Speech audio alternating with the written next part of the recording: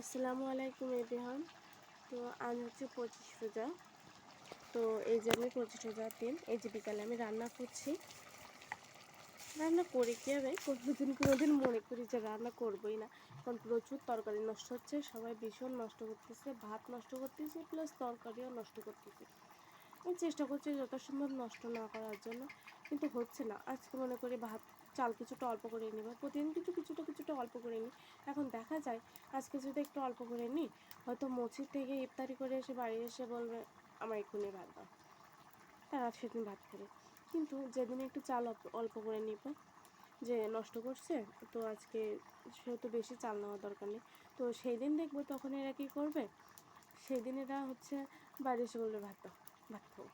এখন কী হচ্ছে, ওই রাতের ভাত কম পড়ে যাচ্ছে, আমি অল্প করেই খাই, যথাসম্ভব চেষ্টা করি এই রাত্রে না খাওয়ার।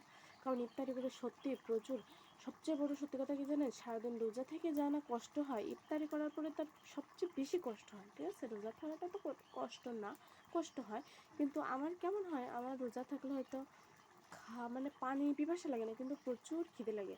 আর আমার একটু প্রেশারের সমস্যা, সেই জন্য আমি খালি পেটে বেশিক্ষণ থাকলে আমার এই যে ঘাড়েগুলো চিনচিন করে, শিরাগুলো ঘাড় শিরা যন্ত্রণা করে, চোখ যন্ত্রণা করে, মাথা যন্ত্রণা করে, মানে প্রচুর সমস্যা, বুঝলেন। দেহটা একটু হলে কী হবে, দেহে রোগ, মানে কি বলবো, রোগের বাসা প্রচুর, মানে। তো আপনাদের কার সাথে এমনটা হয়, প্রতিদিন নষ্ট হচ্ছে, রাগ হচ্ছে? আমার প্রচুর রাগ হয়, কারণ আমি যথাসম্ভব চেষ্টা করি নষ্ট না করার। কারণ হয়তো আমাদের বাড়ি ধান চাল ওঠে, আমাদের ভাতের কষ্ট নেই, কিন্তু এমন অনেক মানুষ আছে যারা না খেয়ে দিন কাটায়। রোজার সময় হয়তো তাদের ভাত খাবে বা রোজা যে ইফতারিটুকু করবে এমন সামর্থ্য হয়তো অনেকের নেই। তো সেই জায়গা থেকে দাঁড়িয়ে আমি চেষ্টা করি অনেক নষ্ট না করার, প্রচুর চেষ্টা করি, যতটুকু পারি ততটুকু আর কি। তো এখন আমি এখানে রান্না করছি, এখন তো বেগুন রান্না করছি মাছ দিয়ে। এই যে নষ্ট করার কথা বললাম না, কিসের জন্য বললাম বললাম এই কারণে, কারণ কালকে ডাউল রান্না করেছি, মাছ ঝোল করেছি। মাছ ঝোল বিশ্বাস করে আমি খাইনি, সামিরির দাদি খায়নি। স্বামী তো সন্ধ্যাবেলা ভাতই খায় না বলতে গেলে, রোজা করে ইফতারি করে আমাদের সাথে, তো ভাত খায় না সে, তার আব্বু খায়নি ভাত, আচ্ছা তার ছোটো কাকা খায়নি, গেল। ওই রাত্রে আমিও মাছ খাইনি, ডাউল দিয়ে অল্প দুটুকুন ভাত খাইছে। ওই রাত্রে গিয়ে ওর আব্বু খাইছে, ও ছোটো কাকা খাইছে, ও দাদি খায়নি। ও সকালে সামনে একটা মাছ খাইছে অবশ্য ভাত দিয়ে, সেই মাছগুলো আছে, তো সেই মাছগুলো বেগুনতে দিয়ে দিয়েছি। ডাউলটুকু গরম করেছি, খিচুড়ি ছিল সেটুকু গরম করেছি, অল্প করে ভাত নিয়েছি, চাউল নিয়েছি, ভুল ত্রুটি হবে, নতুন ভিডিও বানাচ্ছি, তো সেই জন্য আশা করি আপনারা ভুল ত্রুটিগুলো মাফ করে দেবেন।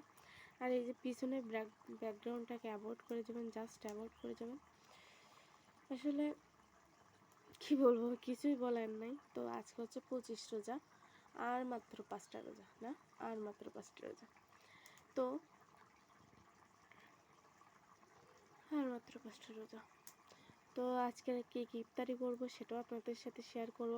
তো সেটা এই ভিডিওটা না, এর পরের ভিডিওটাতে শেয়ার করব।